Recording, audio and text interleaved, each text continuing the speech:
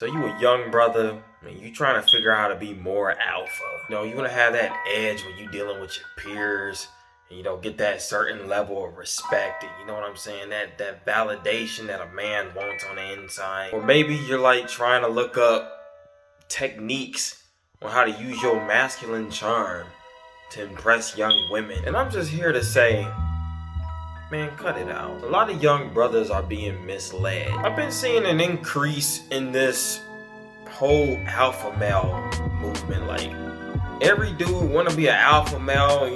Being a so-called beta male is frowned upon. And it's like, you're like, oh, you a sissy for being a beta male and all that type of stuff. And like, I hear some of the logic behind some of that stuff, but it's causing a lot of young men out here to basically put on a facade, and it's cringy and embarrassing. I've noticed that it seems like a lot of young men are taught that being masculine is being overly aggressive, having a whole bunch of money, being a womanizer, being materialistic, being extra assertive and rude and demanding for no reason at all, and just kind of being unpleasant and ungood natured. Kind of like this high value man kick that has recently been trending because of Kevin Samuels. Don't text a girl back too soon, play with her emotions and her feelings to get her invested. 5 tips and tricks that'll make her go crazy over you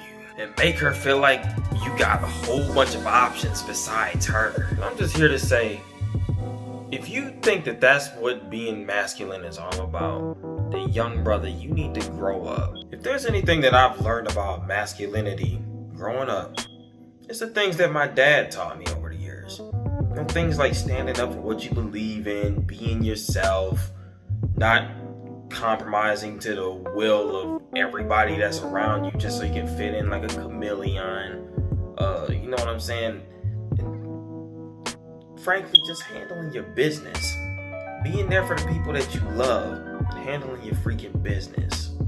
Doing what you gotta do, handling your responsibilities. You know what else my dad taught me over the years? How to be good-natured and kind to people. How to be genuine, having integrity, doing the right thing, and doing right by people. One thing I used to hear my dad say all the time is that he never, growing up, was the type to sit back and be hating on another person's success. He was always the type that would genuinely praise another person's success, and just because it wasn't his time to shine didn't mean that he had to try to tear down another person to make himself feel better. He just realized, well, it's their time to shine. What am I to be insecure about that for? I hear a lot of talk and conversation about toxic masculinity. And to be honest, I understand why that's a topic of discussion. Because a lot of men, a lot of young men in particular, use their masculinity to be self-serving. But when you look at the males in every other species on the face of this planet, they use their masculinity to serve their community. Wolves and lions and bears and all other creatures on the face of this earth, they use their masculinity to ensure the survival of their species.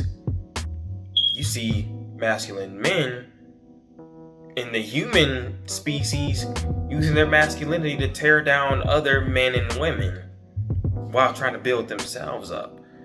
And that's where this toxic masculinity culture is coming from. It's funny, but I heard a dude, I don't even know what his name is, I just heard my family talking about this particular guy. I don't even know who he is, but this person had made a statement, and he said that throughout the Bible, God, for the most part, wasn't going around choosing self-assertive, bold alpha males.